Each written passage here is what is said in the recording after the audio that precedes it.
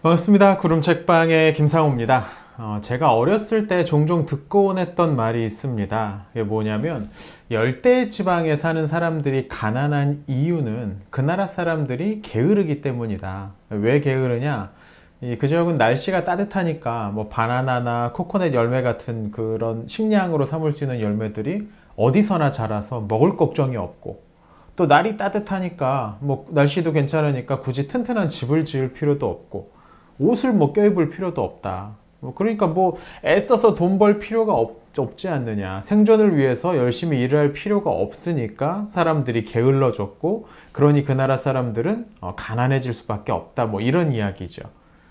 그에 반해서 우리나라 같은 중위도 지역에 사는 사람들은 여름엔 덥고 겨울엔 추우니까 생존을 위한 투쟁이 조금 더 열심히 일어날 수밖에 없다는 겁니다. 그러다 보니 경제 발전이 일어나고, 여기에다가 이제 세계 지도까지 보여주면은 이제 끝이죠.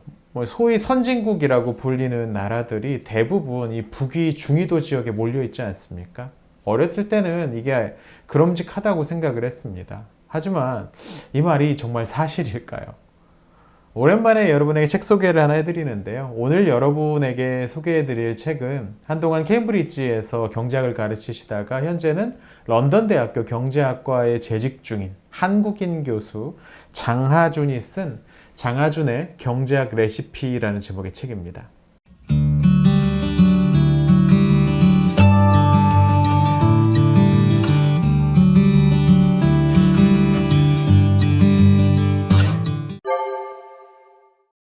자, 아까 했던 질문으로 다시 한번 돌아가 보죠. 열대 지역에 사는 사람들은 이 농사를 적극적으로 짓거나 경제 발전을 위해서 애쓰기보다는 즉각적으로 얻을 수 있는 보상에만 몰두하고 있다. 이 말이 정말 사실일까요? 사실 이 말은 거짓말입니다. 가난한 지역, 가난한 나라에 사는 사람들이 부자 나라 사람들보다 훨씬 더 많이 일하고 열심히 일한다고 이 책의 저자인 장하준 교수는 이야기를 하죠. 그 근거가 뭘까요? 먼저 이 가난한 나라에서는 노동 연령 인구 중에 일하는 사람의 비율이 부자 나라보다 훨씬 더 높습니다. 이게 무슨 말이냐면 일을 할 수 있는 나이대에 있는 사람 중에 실제로 얼마나 일을 하느냐? 가난한 사람들이 더 많이 일을 한다는 거죠. 세계은행에서 2019년에 발표한 자료에 따르면 경제활동에 참가하는 참여율은 탄자니아가 83%고 베트남은 77%, 자메이카는 67%입니다. 반면 선진국이라고 불리는 독일은 60%, 미국은 61%, 심지어 전 세계적으로 워커홀릭으로 유명한 우리나라도 63%에 불과했습니다. 또 가난한 나라에서는 학교를 가는 대신 일을 하는 어린이의 비율도 높습니다. 유니세프는 2010년부터 2018년 사이 최저개발국의 어린이 중 일을 하는 어린이의 비율이 29%, 그러니까 셋 중 한 명은 학교를 가진 대신에 실제로 일을 하고 있다고 그렇게 보고를 합니다. 에티오피아에서 어린이 인구의 거의 절반인 49%가 일을 하고 있고요.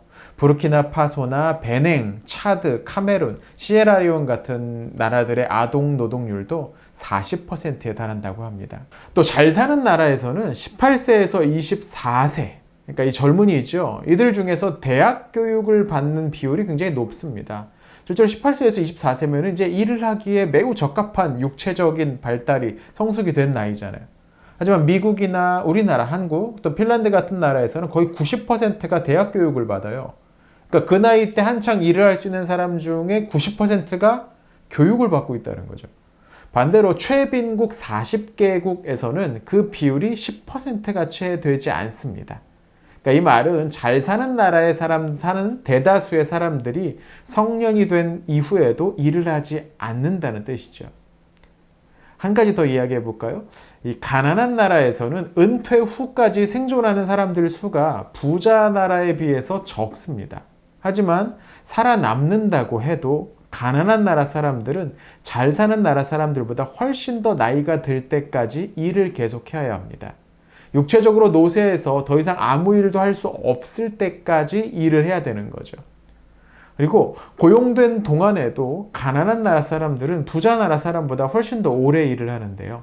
캄보디아나 방글라데시, 남아프리카 공화국, 또 인도네시아의 가난하고 더운 나라 사람들은 독일이나 덴마크, 프랑스인보다 60에서 80%, 미국이나 일본보다는 25%에서 40%가량 근로시간이 더 깁니다.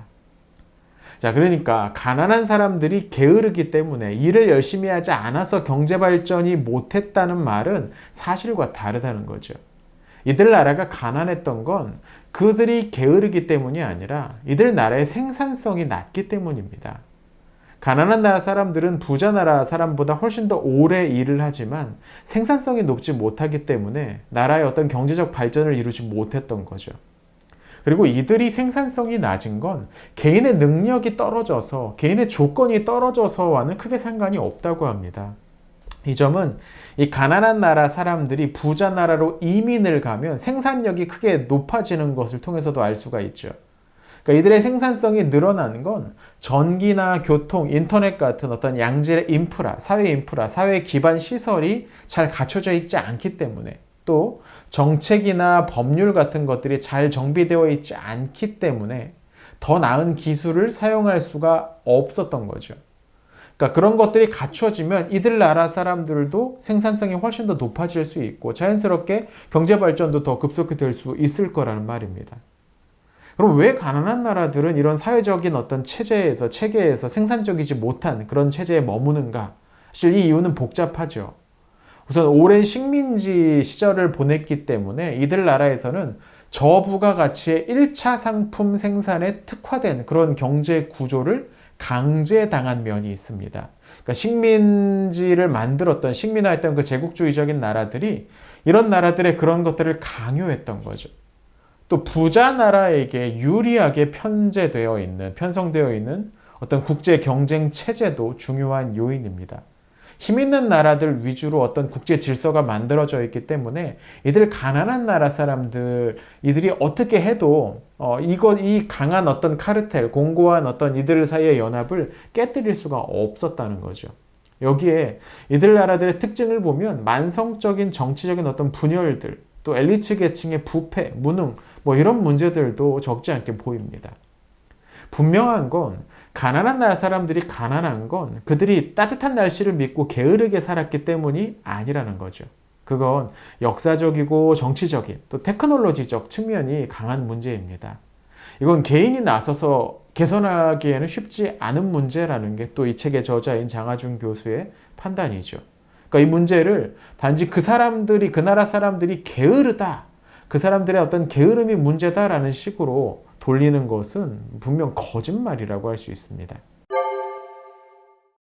이 책은 이런 어떤 우리가 알고 있는 경제에 대한 잘못된 상식들을 지적을 하고 조금 더 균형 잡힌 이해를 돕기 위한 그런 내용들로 채워져 있습니다. 재미있는 건 이런 주제들을 다양한 식재료와 연결시켜서 설명하고 있다는 거죠. 이 책 제목도 장하준의 경제학 레시피잖아요. 저자가 이런 식의 이런 식의 선택을 한 이유는 아마도 역시 조금 경제학 하면 어렵게 느껴질 수 있는데 그 경제학 개념을 조금 쉽게 설명하기 위한 하나의 방식이 아니었나 생각됩니다. 방금 설명드렸던 열대 지역의 가난에 대해서는 코코넛이라는 소재를 가지고서 이야기를 풀어나가는데요. 이 코코넛이 열대 지방 하면 자연스럽게 떠올리는 과일이기 때문이죠. 또 이 책 가운데는 코코넛과 비슷한 바나나를 소재로 해서 이야기를 전개하기도 하는데요. 바나나 역시 생산되는 곳이 대부분 남아시아, 동남아시아, 아프리카, 또 남아메리카 이런 데입니다. 근데 이 바나나가 굉장히 높은 생산력을 자랑한다고 하더라고요. 1년 내내 자라면서 키우는데 별다른 노동력을 투입하지 않아도 감자의 약 100배 정도를 수확할 수 있다고 합니다.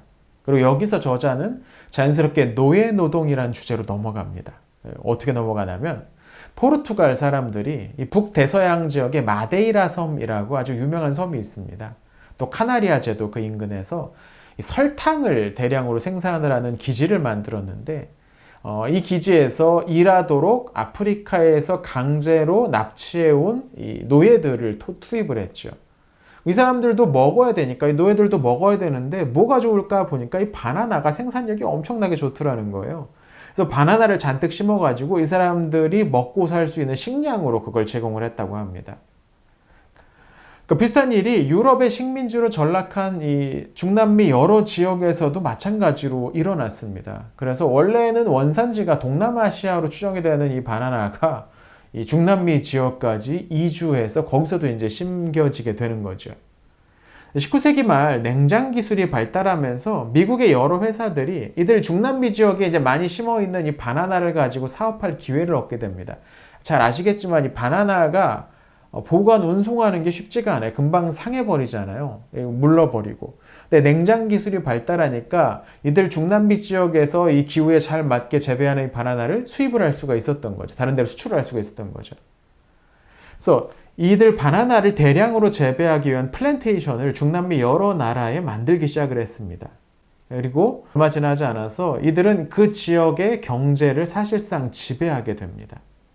온두라스에서 유나이티드 프루트 컴퍼니라는 회사랑 스탠더드 프루트 컴퍼니라는 이 회사가 철도와 전력, 전화 이런 것들을 완전히 장악을 해버리는 일이 발생을 했고요.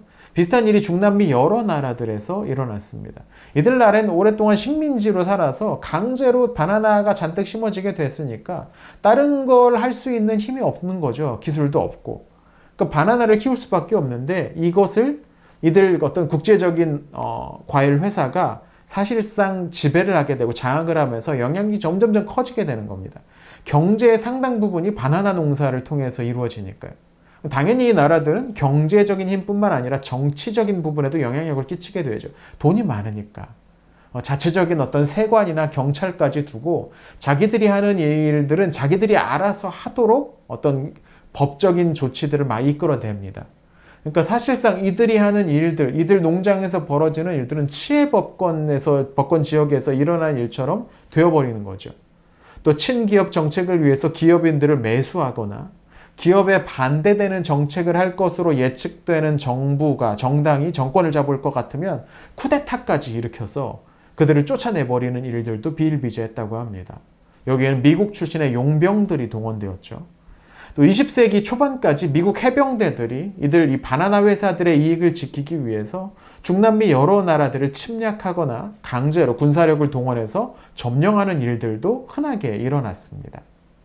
그중 대표적인 사건이 1928년 가을 콜롬비아에서 일어난 학살극이었습니다.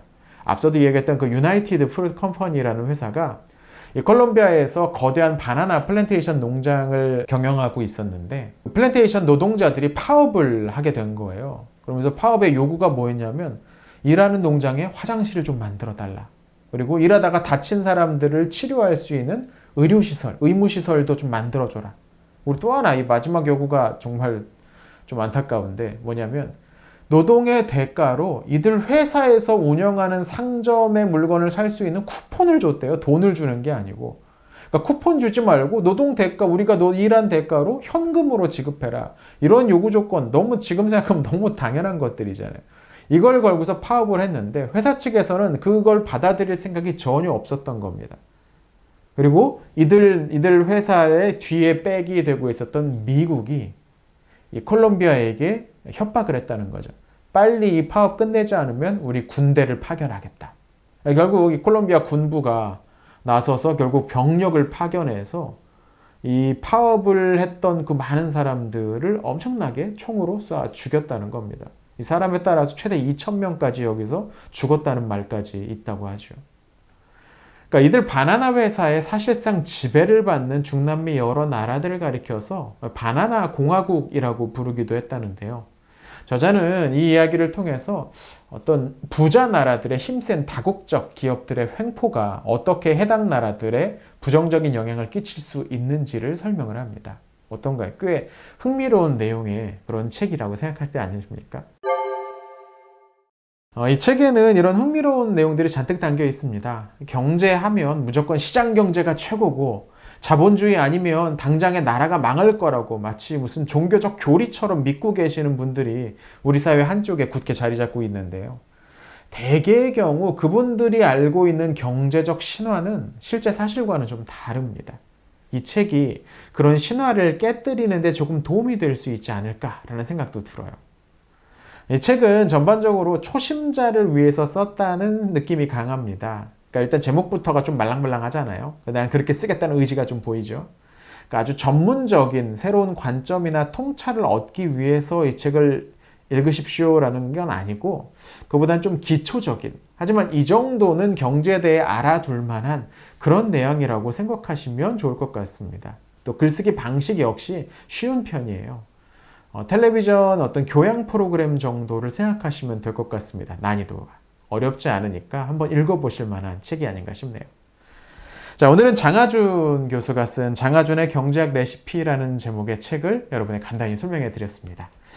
오늘 설명해 드린 내용보다 훨씬 더 많고 또 풍부한 내용들이 책에 있으니까요. 한번 기회가 되시면 꼭 한번 읽어보시는 것 추천드리겠습니다.